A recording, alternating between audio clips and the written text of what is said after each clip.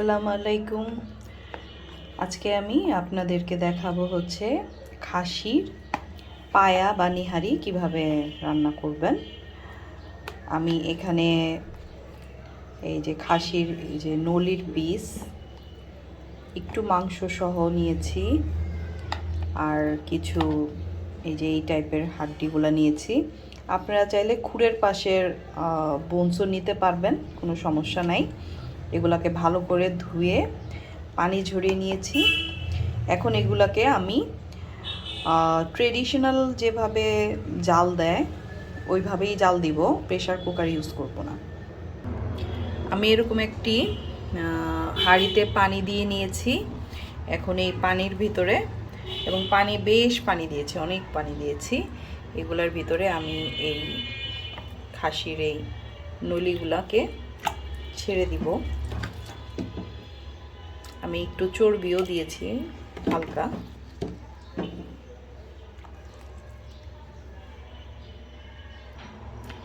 এর ভিতরে দিয়ে দিব হচ্ছে একটু আদা বাটা। এখানে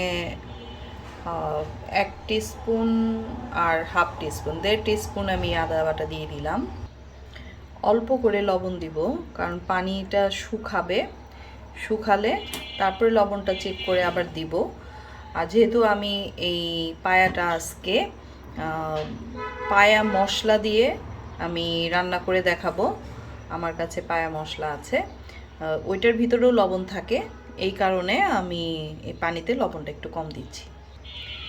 আর দিয়ে দিব হচ্ছে কিছু গরম মশলা, এই যে দারচিনি 2 টুকরা, তেজপাতা 2টা, তারপরে হচ্ছে 3-4টা এলাচ, একটা হচ্ছে স্টার অ্যানিস, মানে যেটা তারা মশলা বলে, এটা স্টার অ্যানিস বলে, তো এইটা, আর কয়েকটা গোলমরিচ।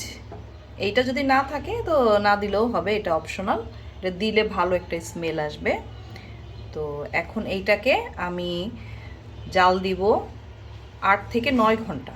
যখন একদম হাড্ডিগুলা নরম হয়ে যাবে, হাড্ডির ভিতরে জিনিসগুলা বের হয়ে আসবে পানির মধ্যে, এর ভিতরে যদি পানিটা শুকিয়ে যায় তাহলে গরম পানি অ্যাড করে দেব। তো ফিরে আসব 8 থেকে 9 ঘন্টা পর। এই যে আমি পায়াটাকে রান্না করছি প্রায় 8 থেকে 9 ঘন্টাই জাল দিচ্ছি। এই যে একদম সব কিছু নরম হয়ে গেছে। এখন এর বাগারটা দিব, বাগারটা দিলে এই পায়াটা রেডি হয়ে যাবে। তো চলুন বাগারে সব কিছু রেডি করি। আমার সেই বিখ্যাত ফ্রাই প্যানে আমি হাফ কাপের মতো তেল নিয়ে নিয়েছি। তেলটা গরম হয়ে আসলে তারপরে হচ্ছে আমি পেঁয়াজ দিয়ে দিব। এই পেঁয়াজগুলোকে আমি এখানে 1 কাপ পরিমাণ পেঁয়াজ নিয়েছি, এগুলাকে একদম বেরেস্তার মতো ব্রাউন কালার করে নিতে হবে। তো ধৈর্য ধরে আস্তে আস্তে পেঁয়াজগুলোকে একদম বেরেস্তা করে নেওয়া লাগবে, কিন্তু যদি আপনারা জোর জালে করেন তাহলে এটা পুরো কালো হয়ে যাবে, তো সেটা করা যাবে না। তো আস্তে আস্তে এটাকে বেরেস্তা করে ফিরে আসবে।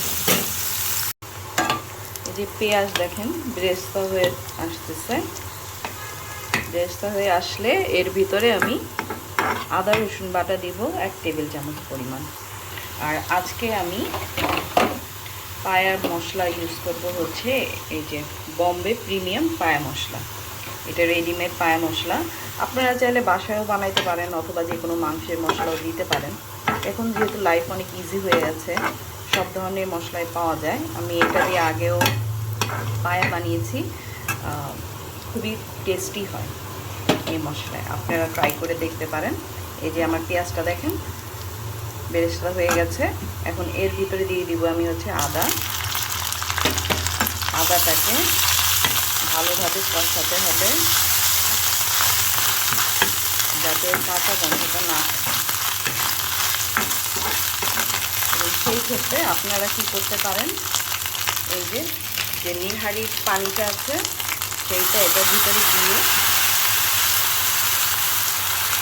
কষিয়ে নিতে পারেন। নিহারির পানিটা দিয়ে আমি মশলাটাকে ভালোভাবে কষিয়ে নেব। তারপরে এর ভিতরে আমি সেই বম্বে প্রিমিয়ামের মশলাটা ইউজ করব।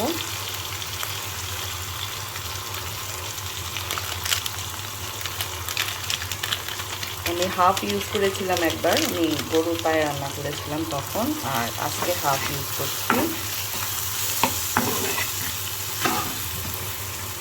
মশলা কষানোর জন্য আপনারা এই নিহারির পানিটাই ইউজ করবেন, এক্সট্রা অন্য কোনো কাঁচা পানি ব্যবহার করবেন না, তাহলে এটার টেস্টটা ভালো বোঝা যাবে।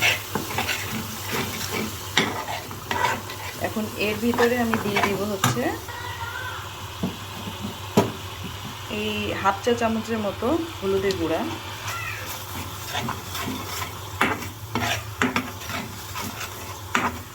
কালারের জন্য, আর দিয়ে দিব হচ্ছে সামান্য একটু টক দই, এই 1 টেবিল চামচ পরিমাণ দিয়ে এই মশলাটাকে খুব ভালোভাবে কষিয়ে নিতে হবে।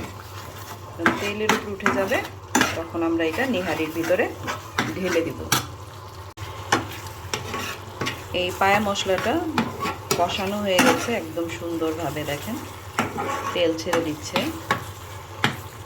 খেয়াল করবেন যাতে এর ভিতরে যে আদা রসুন বাটাটা দিয়েছেন ওইটার কাঁচা গন্ধটা যেন না থাকে।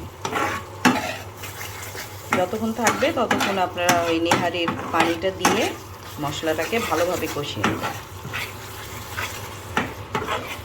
আমি একবার আদা রসুন বাটা ওই নিহারির পানি দিয়ে কষিয়ে নিয়েছি, তারপরে হচ্ছে মশলা দিয়ে আবারও পানি দিয়ে কষিয়েছি। আমি 2বার 3বার পানি দিয়ে কষিয়ে নিয়েছি। এখন এইটাকে আমরা ওই নিহারির ভিতরে ঢেলে দেব। এই যে আমি নিহারির ভিতরে দেখেন মশলাটা দিয়ে দেওয়ার পর কি চমৎকার একটা কালার আসছে। এর আগে নিহারির কালারটা কেমন সাদা সাদা ছিল। আর এই নিহারির পায়া মশলার মধ্যে আপনার লবণ দেওয়া থাকে, তাই শুরুতে লবণটা অবশ্যই অল্প দিবেন, যদি লাগে পরের টেস্ট অনুযায়ী আপনারা দিয়ে নেবেন। কিন্তু একবারেই প্রথমে নেহারি জাল দেওয়ার সময় যদি অনেক বেশি লবণ দিয়ে দেন তাহলে পরে লবণ বেশি হয়ে যাবে, এই কারণে লবণটা কম দিবেন। আমার নিহারির হাড্ডিগুলা সব নরম তুলতুলা হয়ে গেছে। এখন এটাকে আমি যতটুকু মানে ঝোল রাখবো আর কি, ততটুকু করে তারপরে এটাকে নামিয়ে ধনেপাতা, আদা কুচি এগুলা দিয়ে পরিবেশন করব। এটা আপনার নানের সাথে পরোটার সাথে খেতে পারেন, খুবই মজা এবং খুবই হেলদি। যাদের হাঁটুর ব্যথা আছে, পা কামড়ানোর সমস্যা আছে, তারা যদি এই খাসির পায়া বা নেহারি যেটাই বলেন না কেন, বা গরুর পায়া নেহারি যদি খান তাহলে অনেকটা উপকার হয়। হ্যাঁ, ওই কামড়ানো বন্ধ হয়ে যায়, পায়ে যাদের ব্যথা থাকে, হাঁটুতে যাদের ব্যথা থাকে সেগুলোও ঠিক হয়ে যায়। তো চলেন ফিরে আসবো, এটা আমি যতটুকু ঝোল রাখবো অতটুকু রেখে। তৈরি হয়ে গেল মজাদার খাসির পায়া বা নিহারি যেটাই বলেন। আর আমি এখানে হোমমেড নান রুটি বানিয়েছি, বাটার নান, এটার সাথে এটা দারুণ জমে যাবে। এখানে ধনিয়া পাতা দেওয়া হয়েছে, আপনারা চাইলে আদা কুচিও দিতে পারেন। আমার আদা কুচিটা ভালো লাগে না খেতে, আমি ধনিয়া পাতা আর লেবু দিয়ে খেতে ভালোবাসি। তো আপনারা এভাবে ঝটপট বানান আর খেয়ে বলেন আপনাদের কাছে আমার রেসিপিটা কেমন লাগলো। তো আপনারা সবাই ভালো থাকবেন। আল্লাহ হাফেজ।